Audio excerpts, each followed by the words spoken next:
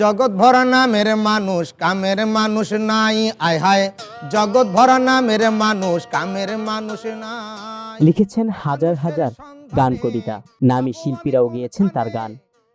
গ্রামে গ্রামে মানুষের মুখে রয়েছে তার লেখা কালজয়ী গানের কথা। গান কবিতায় মানুষের মন জয় করতে পারলেও নিজের ভাগ্যকে জয় করতে পারেননি। বলছিলাম বাস্তবধর্মী গান লেখক নাসির উদ্দিনের কথা। একটুখানি সুখের আশায় ভাড়া থাকি টিনের বাসায়, স্বামী স্ত্রী কামাই করি বসার সময় নাই। তার গানে উঠে এসেছে সমাজের অন্যায়, অনিয়ম, দুর্নীতি, বঞ্চনা ও বাস্তব চিত্র। মাধ্যমিকের গণ্ডি পার হতে না পারলেও তার লেখা গান যে কাউকে মুগ্ধ করবে। পেশায় তিনি রিকশায় ও দেয়ালে চিত্র আঁকেন, তবে তার মননে মগজে রয়েছে গান আর কবিতা লেখার অনন্য মেধা। আমরা সবাই কথার রাজা, মুখে কথার খই।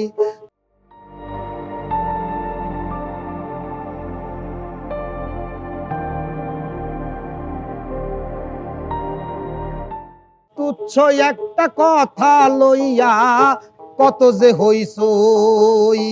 নাসির উদ্দিন বরিশালের আগুইলঝরায় ছেলে, মেয়ে, মা ও স্ত্রী নিয়ে বসবাস করেন। তিনি মূলত রিকশার পেছনে দৃশ্য এঁকে সংসার চালান।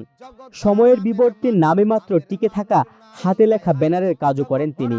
এসবের পাশাপাশি সময় পেলেই গান লিখতে বসে যান। নীরবে নিভৃতে গানের কথা আর শব্দে বাক্যে তুলে ধরেন সমাজ বদলের গল্প।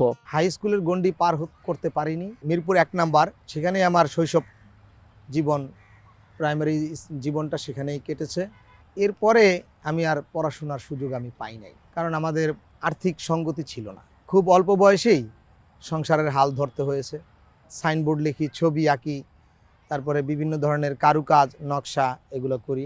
তারপরে শাড়ির মধ্যে যে প্রিন্ট করে না, সেটাও আমি করি। গাড়ির মধ্যে আর্ট করি।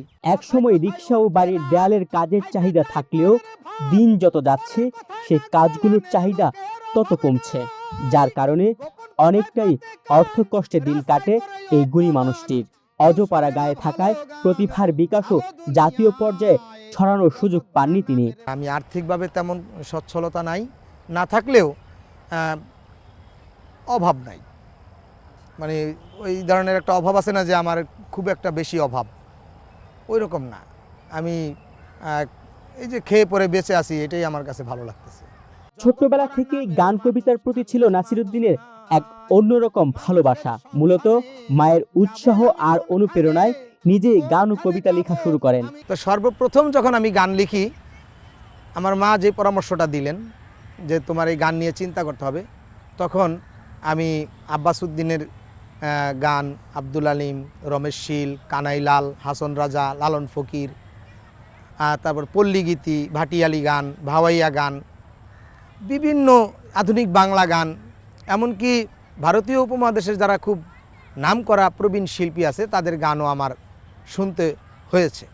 কারণ গানের বিষয়টা জানতে হলে তো আমার তো শুনতে হবে, সব ধরনের গানই আমার শুনতে হবে।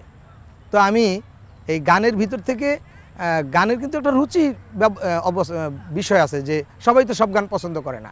যেমন নজরুল সঙ্গীত যারা শুনে তারা কিন্তু নজরুল গীতি পছন্দ করে।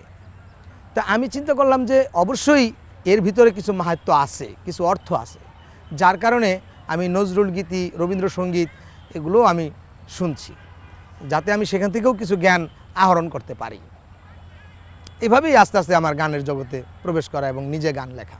নাসির উদ্দিন সমাজে বিদ্যমান অসঙ্গতি দেখেন, সেগুলোই উঠে আসে তার লেখনীতে। মূলত বাস্তবধর্মী লেখার জাদুকর তিনি। গানের লেখক হিসেবে নিজেকে পরিচয় দিতে স্বাচ্ছন্দ্য বোধ করেন নাসির উদ্দিন। আসলে আমি মূলত সচেতনমূলক গান করে থাকি। সমাজকে সচেতন করে তোলা, মানুষের মনের কথাগুলো, না বলা কথাগুলো, সেগুলো যেন আমার গানের মাধ্যমে প্রকাশ করতে পারি। এই দিক থেকে আপনি আমাকে বাস্তববাদী একজন শিল্পী বা রাইটার বলতে পারেন, একজন গীতিকবি বলতে পারেন। নিজের ভাগ্য বদলে সরকারের সহযোগিতা কামনা করছেন বরিশালের আগুইলঝরার প্রত্যন্ত গ্রামের এই শিল্পী। একটু সহায়তা পেলেই নিজেকে নিজের মতো করে সমাজের জন্য তুলে ধরা আর সংসারের অভাব কিছুটা হলেও দূর হবে। তার লেখা অনেক গান দেখবে আলোর মুখ। উচিত হবে সরকার যদি আমাদের মতো যারা আছে শিল্পী বা রাইটার আছে, তাদেরকে যদি একটা প্ল্যাটফর্ম দেয়, হ্যাঁ, একটা উপযুক্ত একটা প্ল্যাটফর্ম যদি তৈরি করে দেয়, এটা অনেক ভালো হবে, এটা দেশের জন্য ভালো হবে। কারণ মেধার মূল্যায়ন হলে দেশের উন্নয়ন হবে। শিল্পী নাসিরুদ্দিনের মতো গ্রামে গঞ্জে থাকা প্রতিভাবান মুখগুলো একটু সহযোগিতায় আলোর মুখ দেখতে পারে সহজেই। মানুষের সন্ধানে যাব আমি কোনখানে, কোনখানে যাব আমি কারে বা সুধা। তুহিন ভুইয়া, বাংলাদেশ প্রতিদিন। মানুষ নাই আয় হায়, জগৎ ভরা নামের মানুষ, কামের মানুষ নাই।